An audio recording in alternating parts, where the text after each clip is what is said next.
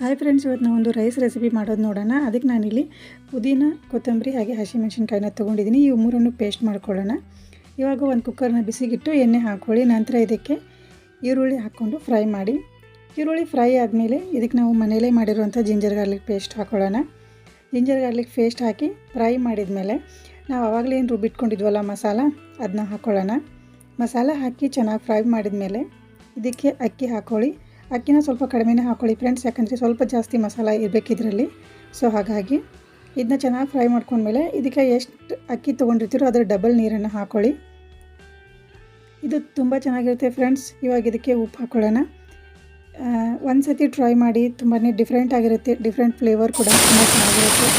ಇದು 2 ವಿಸಿಲ್ ಕೂಗಿದ ಮೇಲೆ ಕುಕ್ಕರ್ನ ಆಫ್ ಮಾಡ್ಕೊಳ್ಳಿ. ಗ್ಯಾಸ್ ಆಫ್ ಮಾಡಿಕೊಂಡು ನಂತರ ಇದನ್ನು ಕೂಲ್ ಆದಮೇಲೆ ತೆಗೀರಿ ಫ್ರೆಂಡ್ಸ್. ತುಂಬ ಚೆನ್ನಾಗಿರುತ್ತೆ. ಇದು ಬ್ಯಾಚುಲರ್ಸ್ ರೆಸಿಪಿ ಕೂಡ. ಒಂದು ಸತಿ ಟ್ರೈ ಮಾಡಿ. Thanks for watching.